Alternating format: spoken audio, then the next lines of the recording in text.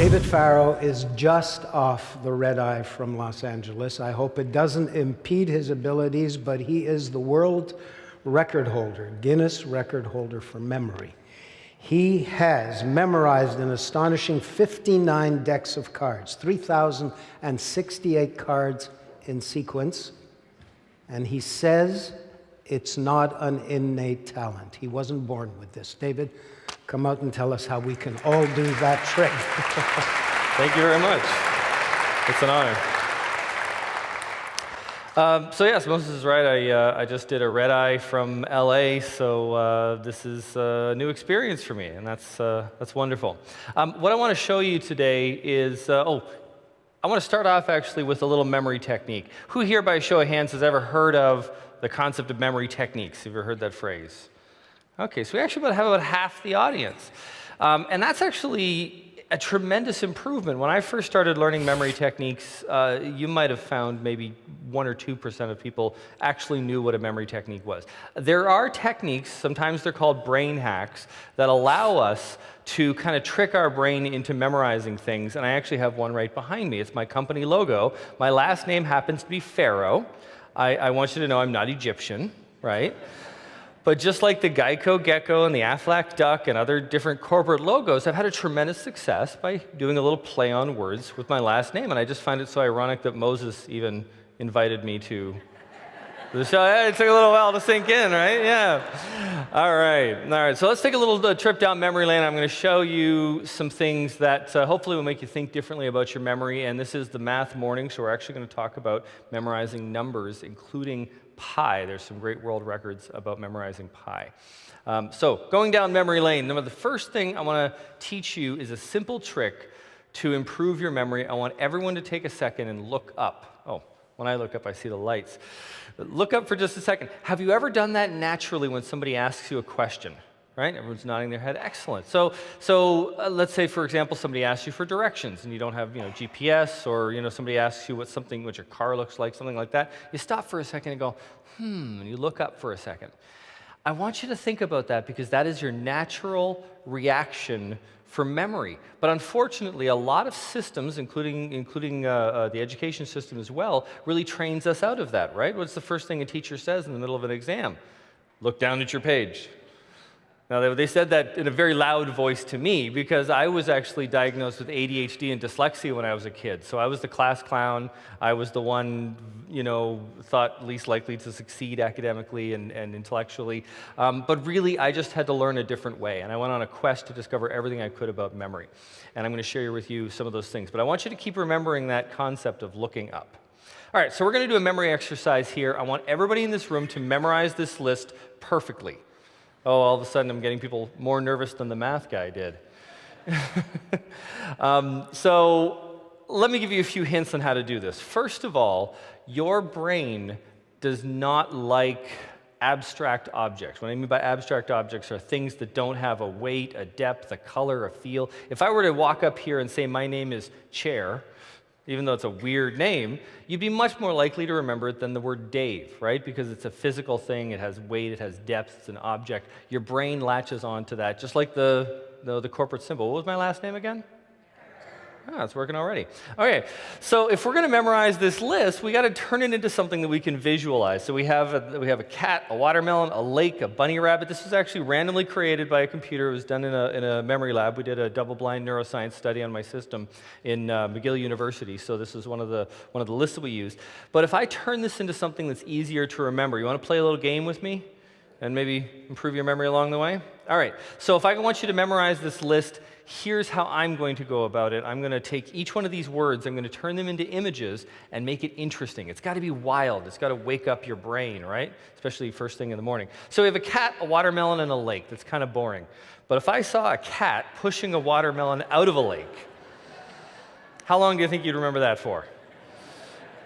I've had people remember this image for years. But let's keep on going, okay? So as we ended off with lake, now the way memory techniques work is we want to connect things together. Just like you connected my name to my face when I had the Farrow symbol, you want to connect things together. So we already connected cat and watermelon and lake, the first three things.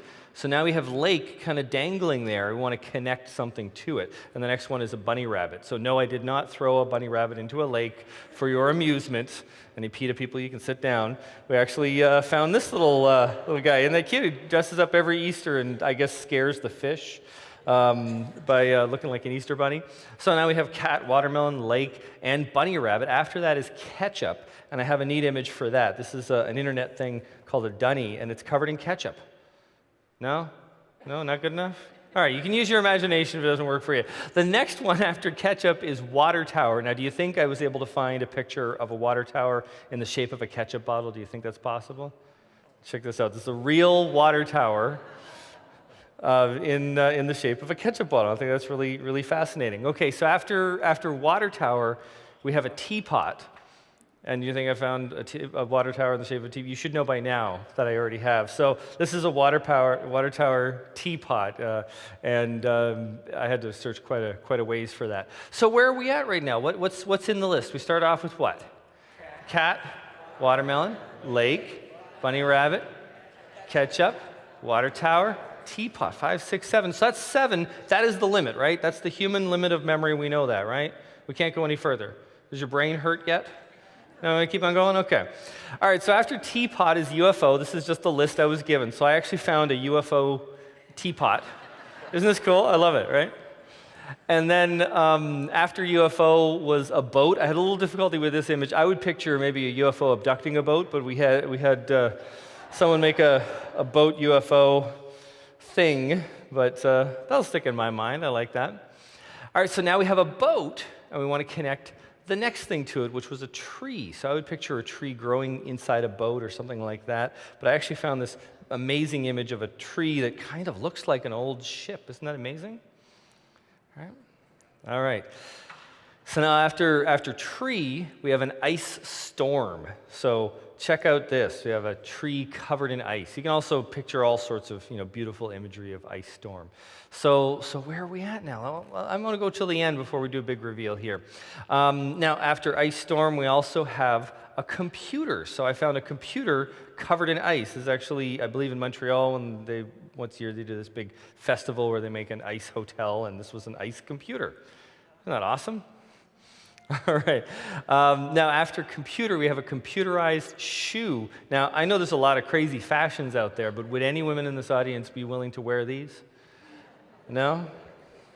A couple of people. Maybe you got like the cushions in there, kind of pointy. All right. And after shoe, we have a car. And after car, we have a phone. Well, that's kind of boring, a car phone.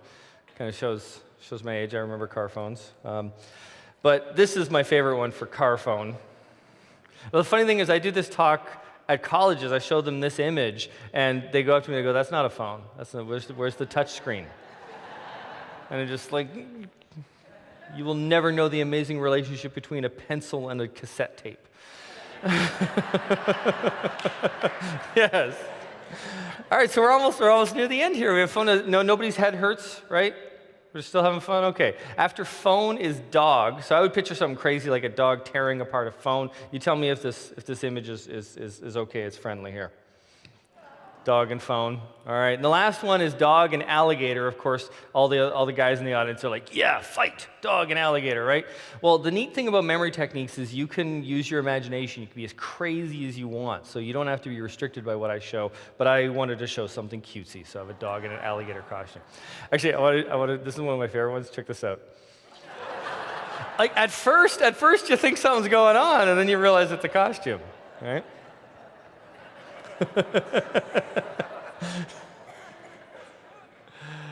All right. So how well did we do? Now, at any point, did you feel like you were stressed out, you're trying to cram, you're really, really working hard at it? So when your memory works, it works naturally. Just like when you look up, you don't tell yourself, gee, I better look up to access the visual portions of my brain. No, you just look up. The reason why you have to look up, by the way, is because behind your eyeballs is a large bundle of nerves called the optic nerve. And by literally looking up, you actually direct more energy to different parts of the brain, mostly the visual centers. At least this is the way it's believed, is the explanation by scientists. But what we do know is that when you look down, you're more forgetful. How many times have you been depressed, have you been, emotional, whatever, and you're looking down to try to calm yourself down, and all of a sudden you're forgetting things. And then you hate yourself. You're like, oh my God, I'm getting old, I'm getting forgetful, everything. Stop for a second, breathe, and look up. Let's try this little exercise here. What's the first item in the list? Cat, and then bunny rabbit, and then ketchup, and then water tower, teapot, yeah. UFO was after the UFO. That's right, and the boat, and the tree, and the ice storm, then the computer, yes, the shoe, then the car to the phone to the, and the dog to the, give yourselves a hand, that was amazing. Absolutely. Now, I'll tell you actually, according to several IQ tests, the limit of ordinary memory is 7, a genius level is 9. We actually just did 17. But could we keep going, theoretically? Could we keep on adding more and adding more? Of course we could. You know what? It's the same mechanism that you use when you watch a movie that you like. You can keep on adding scenes as long as it's interesting. I mean, like, how long did, Tolkien's movies go on? You know what I mean? I'm joking. But the point is we can keep on adding this interesting content, and our brain loves it as long as it's in a form that we really enjoy.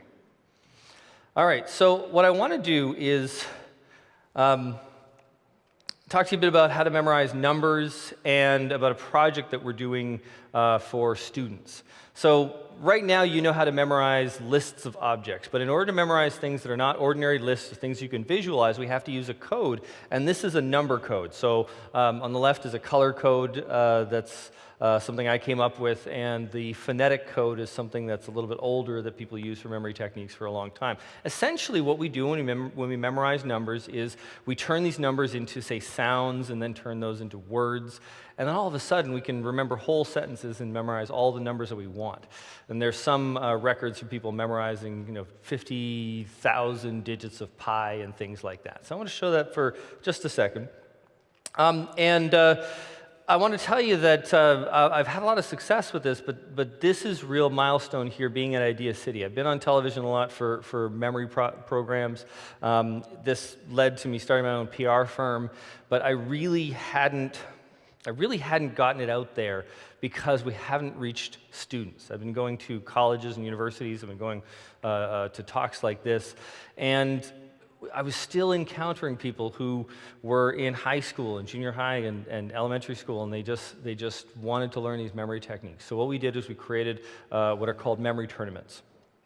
And I can't take all the credit for this. I have my lovely wife who is sitting right here. There you go, wave to everybody. Say hi. Her and I founded this also with the help, I don't know if you've heard of this guy, Rick Green. You know if you've heard of him before. He's one of the fantastics, Commander Rick from TV. He's a Canadian legend. And also Sergio Gonzalez, he's a head of innovation over at eBay. We wrote this book called The World Memory Tournament Manual, and essentially what it does is it gets people to learn these memory techniques and then compete against each other for prizes. And we actually have a few examples here. But recently this year, and the reason why I'm here is because we created the first Canadian memory tournament. And I actually have one of the winners with me here. Alexi, come on up. All right. So we call the Canadian Memory Tournament Canada's Best Memory because I think that just kind of fits with a lot of Canadiana. Right here, I did get the best overall, but I'm a world record holder. But one of the neat things that we found is that the best for numbers and the best for cards actually went to Alexi here and his son, Dennis, who couldn't be with us because he's, I guess, school, huh? Exactly. Yeah. School. So what we're going to do here is show you how easy it is for an ordinary person to learn this. Do you want to maybe sit a little closer to me and just tell, can we get a microphone for him? You run out of hand mic here? Awesome. All right. So just say how you learned the techniques. You just learned it in that day, Yeah, essentially, we, out of curiosity, went to Science Center. I heard it on, I believe actually, on 96.3, or maybe Just FM, I don't remember. on the radio, yeah. Yeah, and just decided to go and check it out. Sound exciting. And then Dave gave pretty much the similar presentation, a little bit longer, I would say, Yeah, and then organized the tournament. So looking at the prompts which were on the screen, just you've seen them, my son and myself and the rest of the gang, we participated in the competition that they gave to us, and that's pretty much what it was. So no training, nothing. Well, now has been doing some training since then. For today's event, I got him to try to memorize a bunch of digits of pi. So we actually have an example here. If you can face away from the screen, so you can't be considered cheating here. I'm going to move over here. So we're going to test you here. No, you can test me here. All Absolutely. right. So this is an ordinary person who just had a few lessons in this, and what I want you to do is to remember as many digits of pi as you can. I have it behind you on the screen. Oh, good. Yeah. Using exactly the system that you just learned, the list, making the images, and using the code. Okay. No pressure. No pressure. Starts with 3. Yeah.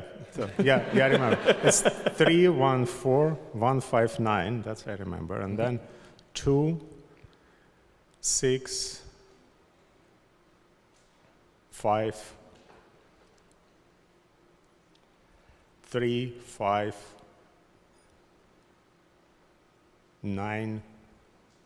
Oh no, that's 2, 5. Yeah, 8, 9. 8, 9. 7, 9. That's right.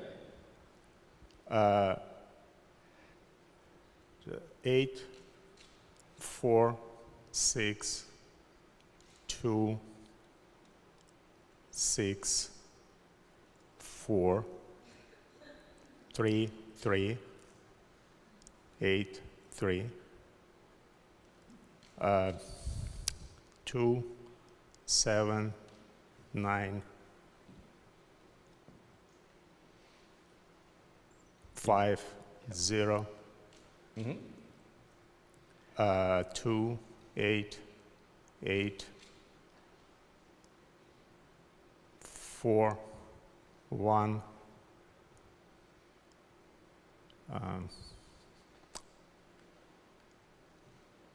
8. Oh, Just a sec. Then 4, 1, 9 is the next. Oh, 9. It's true. 9. So this is real, guys. I gave him this challenge. Yeah. I gave him this challenge just yesterday to see how much he could do. 4, 1. No, just a sec. 4, 1. Yeah. Do another 7. 10. There you go. 1, 6, 5, 3, 9, 9. Just a sec. All right. Oh, yeah. There's some more. You missed a couple, but I think that's pretty good, right? Thank you very much. Thank you very much. Yeah. Thank you. Now, that was all very impromptu, and I want to give him another hand for putting out the effort for that. Now, we kind of organized this last minute, and I wanted him to give it a try. And that's really what my tournaments were all about, was really to give memory techniques to everyone, to make it possible for brand new people, novices, to just start out in this. So if you want to support memory tournaments, you can contact us at Farrow PR or at Canada's Best Memory. We do have some programs available in the store. I'm offering a special for the Idea Village here. The Idea City. Normally these programs are about $200 US on our website, but we're just offering it for $100 Canadian and $15 for the memory tournament manual. So I hope to see you all at the next Canadian memory tournament. Thank you very much.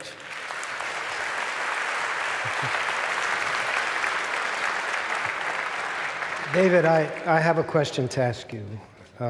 We've puzzled this before at the conference. if you had to choose, for example, would you rather lose your physical capacity or your mental capacity?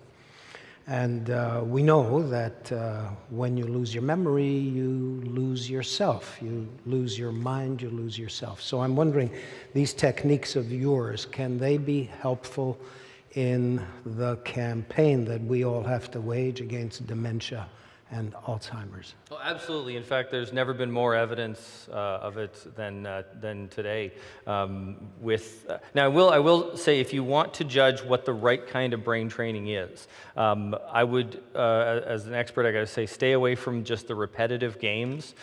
You will get better at anything that you do repetitively, but you will only improve your memory by actually memorizing stuff. So what Alexei did was a great example. Took on a challenge to memorize, say, 50 digits of pi, recalls it under a stressful situation. It's tremendous expansion of your memory capacity. If you do crosswords, you'll get better at crosswords. You won't get better at memory. My recommendation is, choose the language you've always wanted to learn, or a musical instrument you always wanted to learn, and just learn a little bit each day, and it tunes your memory and sharpens it. And we know, based on all the studies out there, I mean, the most conservative studies say that it cuts your risk for Alzheimer's and dementia by half. Some of the more extreme ones, like 95%. It's absolutely astounding what a little bit of brain training will do for you. So use it Use or it or lose lose it. it.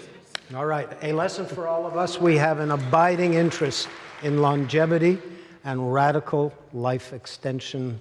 There's no point in getting all of those extra years if you can't bring your mind along with you. And I think we have a responsibility too, as we get older, we keep all that wisdom, and it's up to us to stay sharp and stay strong, so we can participate and be respected in everything, and be an icon like you. Thank you very much. Thank you very much.